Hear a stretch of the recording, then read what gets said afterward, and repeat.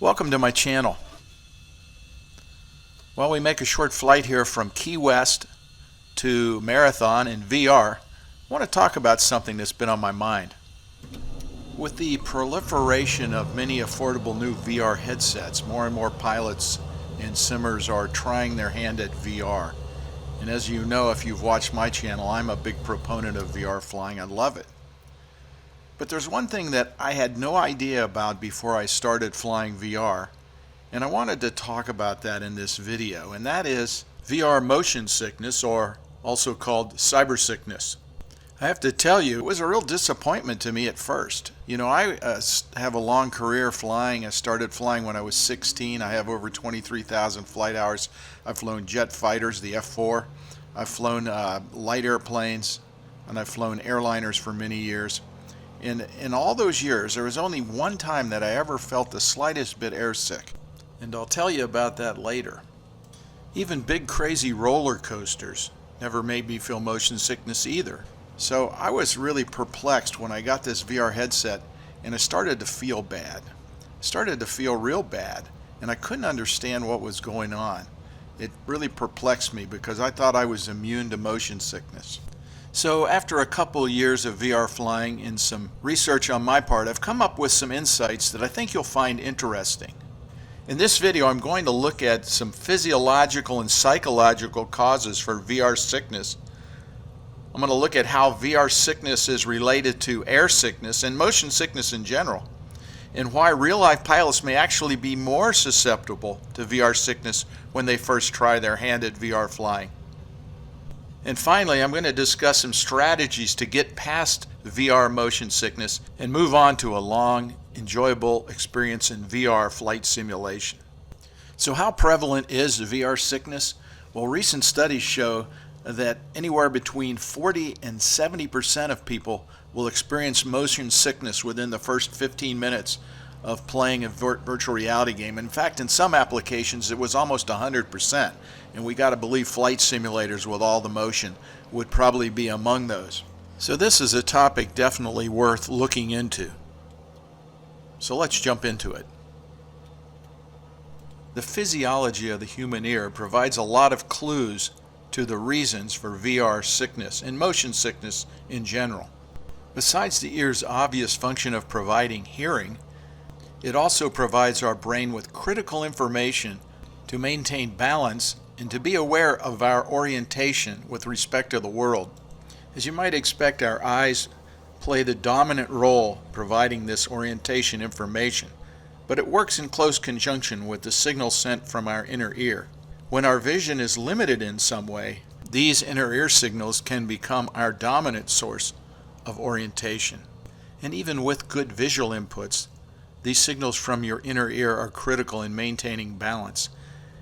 We had an instructor pilot at the airline I worked at who had been grounded due to an inner ear problem. His balance was so bad that he had to lean against the walls in the building as he walked from classroom to classroom just to stay upright. And we've probably all seen the result of pilots who fly into the clouds and rely on their inner ear instead of their instruments to provide their sense of orientation. Sadly, this usually results in loss of aircraft control and a fatal accident. The vestibular system in the inner ear consists of 3 circular tubes oriented in 3 orthogonal planes and are called the semicircular canals. They're filled with a fluid that reacts to accelerations and changes of head orientation. As the fluid moves, it stimulates hair-like structures attached to nerves, which send signals to the brain, which are combined with vision and other sensory inputs to ascertain orientation. Since our birth, our brain has been learning to interpret the information from our vestibular system and combine that with other senses to orient ourselves. Now, this system works quite well as long as we're the ones providing the inputs to the system by our motions. The problem arises when inputs of motion occur from sources outside of our control. An obvious source of this type is transportation. In biblical times, this was known as camel sickness, and a gentle swaying caused by the camel's motion caused nausea in many riders. Historians say Lawrence of Arabia was often sick to the point of incapacitation from his long camel journeys. Then came sea travel, and we changed the name to seasickness, and now we see other more recent forms of transportation, including automobiles, airplanes, and even space travel. Some of the first full-motion simulators used by the airlines also caused sickness for pilots using them. But I don't think even then anyone saw this coming, that sitting in an office chair wearing a virtual reality headset could cause a similar sickness. Ironically, what we call motion sickness is not a sickness at all. It's really just a response to abnormal inputs to the vestibular system that cause confusion because they don't agree with the other inputs, especially the visual system, which is so strong. Our eyes and our ears are in disagreement, which causes confusion in our brain in a reaction. They say that when a baby's born, the only fear they have is falling, and that is sensed through the vestibular system.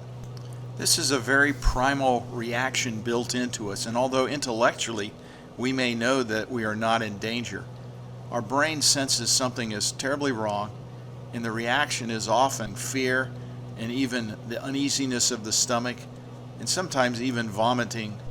I was surprised to read a study that said over 25% of airline pilots had experienced motion sickness, almost to the point of incapacitation while flying in airplanes. And I found that hard to believe because in my 30 plus years of flying in the airlines, I never experienced that, although I did have a couple pilots who said they had had bad burritos, so possibly it happened and I didn't realize it. How naive of me. But anyway, 50% of astronauts have experienced motion sickness during flights, during weightlessness. So I guess as I learned when I started VR flying, no one is immune from the effects of motion sickness. A few years ago, when I was attending EAA AirVenture in Oshkosh, Wisconsin, I had the honor of hearing Bob Hoover talk. Now, Bob Hoover is probably the best aviator that's ever lived. At least that's what Chuck Yeager had to say about him. He said he was the best pilot he had ever flown with. He had an unbelievable military career and test pilot career. But what was remarkable is he was talking about when he learned how to fly and how he had to overcome air sickness. I'm going to let Bob tell you himself in a short clip from the trailer for the movie about his life, Flying the Feathered Edge. I was about 16 years of age, went to the airport. One day Roscoe Turner came in. I grabbed a rag and started wiping off his windshield. And he came out, and boy, he was a big man. He said, "Would you like to sit in the cockpit?" I knew from that day on exactly what I wanted to do. But unfortunately, when I took my first lesson at 16, I was air sick every time I flew. Once I soloed, then I asked somebody to teach me how to do aerobatics. There wasn't anybody around that knew anything about aerobatics. So I'd just be more daring, and I'd pull up and go over and come down, keep going up steeper and steeper until finally I was doing loops. Each one of those maneuvers I would keep doing until I got over the nausea. Fortunately, Bob was highly motivated and willing to gut it out and get through the difficulty and move on towards his flight training in the future. You know, they often ask him why he flew so smoothly. And he said in his aerobatic demonstrations that he was not trying to fly smooth, he was just trying not to make himself sick. I had the opportunity of hearing Bob speak several times at AirVenture, and what a blessing to get to hear him before he passed. So here's the typical first exposure to air sickness. A pilot who's never flown before goes up for his first flight. His inner ear feels things that it's never felt before. His eyes see things that they've never seen before, and his brain can't process this information and make sense of it. So even though they might not feel fear, that limbic system reacts internally, and that fear reaction takes place, and it results in sickness.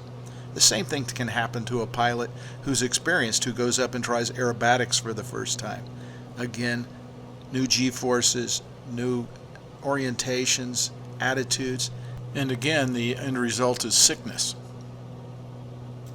It is ironic that the person with the most sensitivity and tendency towards air sickness at first might in the end have the best sense of orientation once the sickness is overcome. I gotta believe that Bob Hoover might be in that camp. So the root of all this sickness is a mismatch between what your vestibular system is feeling and what you're seeing, and the ability of the brain to process that information and make sense out of it. If it can't make sense out of it, that confusion leads to the sickness.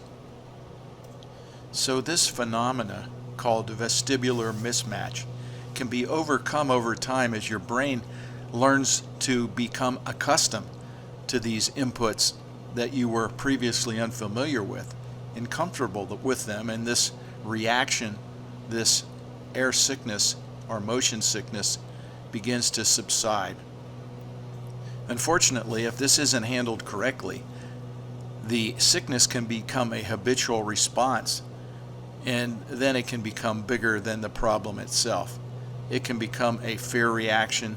Every time you get in an airplane, you smell jet fuel, you get close to the airplane, you start to feel airsick.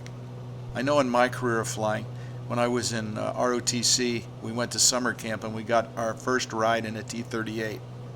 I was concerned I might get sick because I knew that it would be a high G and flying in a different environment than I'd ever been in, and I almost talked myself into it.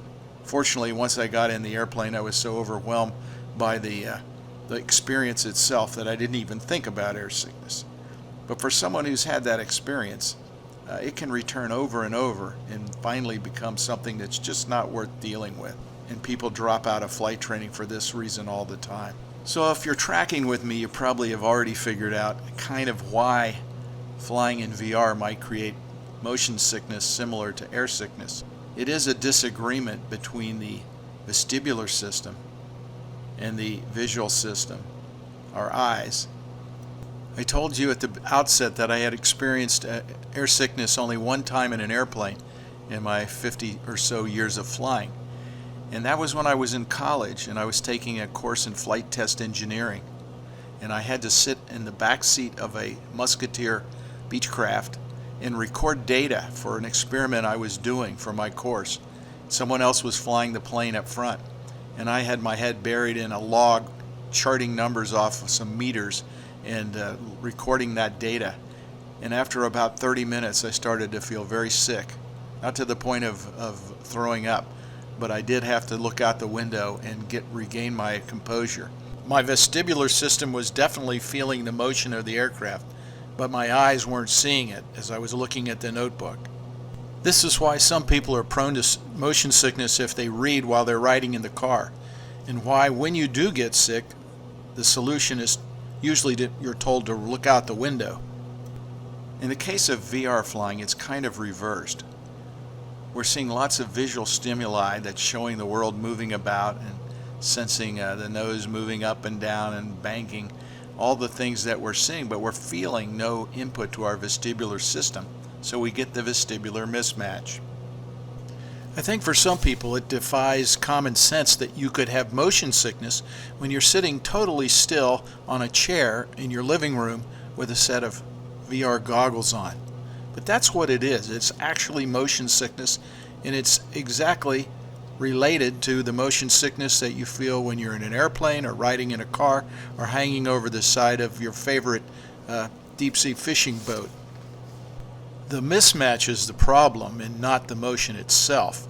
One interesting thing I've noted in the time that I've been playing with VR is that real-life pilots actually have a tendency to do worse if they have a tendency towards any kind of air sickness. And I think this is because they know what it should feel like. So when they see motion in the aircraft and they don't feel the motion in their ears, they feel this mismatch much more acutely than people who have never flown. So I've had two experiences. My brother-in-law has a Comanche and he flies very regularly. He's never had any tendency towards air sickness, yet when he got in the sim, Yeah, of course, he couldn't stop. He was overwhelmed by how exciting it was. And he went, and I kept saying, you need to stop. And about an hour later, he began to become very sick, and he said he felt bad for 2 days after that. Another fellow, his flight instructor, gave it a try, and he couldn't even make it around the pattern before he was overwhelmed by the feeling of sickness. So just some experience, myself too. I think sometimes people who have experience flying and know what it should feel like feel that mismatch more acutely. Definitely one case where experience works to your disadvantage. So there's a very good chance you're going to feel some motion sickness when you first try flying in VR, or doing anything in VR. Flying is just susceptible because there's quite a bit of motion involved visually. So aside from just never flying in VR, what are the best ways to minimize its effects and to get past it so that you can press on and enjoy this great hobby?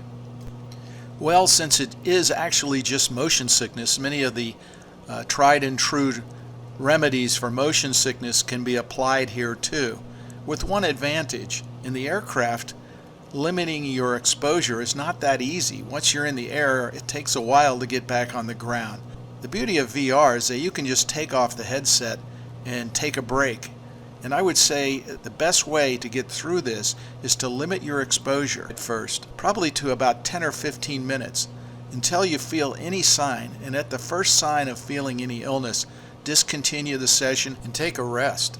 The worst thing you can do is gut it out and have a really bad experience that makes you feel sick for a day or two, and you eventually can get in that habitual response where just the idea of VR flying might make you feel ill, and that's guaranteed to make you want to quit. Starting off at first with less aggressive flying can also help. Start off with smooth airline type flying or cross countries with not a lot of turns, instead of jumping right into a DCS air-to-air combat mission. I've also found that fixing my eyes on something in the cockpit that's not moving relative to me can help reduce the symptoms. It also helps when turning to look out ahead to where you're turning towards and fix your eyes on the ending point instead of watching the terrain go by as you turn. For longer turns, pick a point out ahead, turn to that, and then pick a new point further ahead and turn to that. In real life, we seek relief from motion sickness by looking outside and trying to make our eyes see motion that agrees with what our ear feels. In the simulator, since we're not moving, it only makes sense that looking at things that aren't moving or not moving quickly would be closer to what we're actually feeling with our ears and give us some relief. And remember, you can always close your eyes to stop the visual stimulation causing the mismatch with your vestibular system. Now, if you're in the lucky minority that doesn't experience any motion sickness from VR flying, good for you. But most people will experience mild to moderate experience of motion sickness when they start. And I can tell you that it does pass, and that it's just a matter of patience and slowly adjusting to it. And within a month or so, you'll find you can spend, like I do, hours under the goggles without any problem and no adverse effects. For those who have a history of motion sickness in cars or airplanes, it might be a little tougher slog, and you may need to take a few more extreme precautions to start. First, there are a number of over-the-counter and prescription drugs that are effective in reducing the effects of motion sickness. Some of these have been very effective, and although you can't use some of these products as a pilot in real life, there's no restriction, of course, using them in the simulator. There are also a number of anti-nausea wristbands often used for people taking chemotherapy that have been reported effective for stopping motion sickness. Some are using acupressure, and some use actually some electrical stimulation. Relief Band, I think, is the name of one of them. I've seen some videos where pilots say they're very effective. Ginger root has been known to be effective to help with motion sickness, so staying hydrated with a little ginger ale in your water bottle couldn't hurt. A few other things known to reduce motion sickness include keeping the temperature cool fresh air, a fan couldn't hurt. Some people say chewing gum helps, and wear loose-fitting clothing that are comfortable, especially around the midsection where you might have stomach discomfort. In summary, if you try VR flying, it's more than likely that you're going to suffer some form of VR sickness at first. And even if you've never experienced motion sickness, that doesn't make you immune. In fact, sometimes pilots are more likely than non-pilots to experience VR sickness while flying in VR. The conflict between visual motion cues and the lack of motion cues from your inner ear causes your brain to be confused, leading to headaches, sweating, a feeling of unwellness, nausea, and eventually vomiting.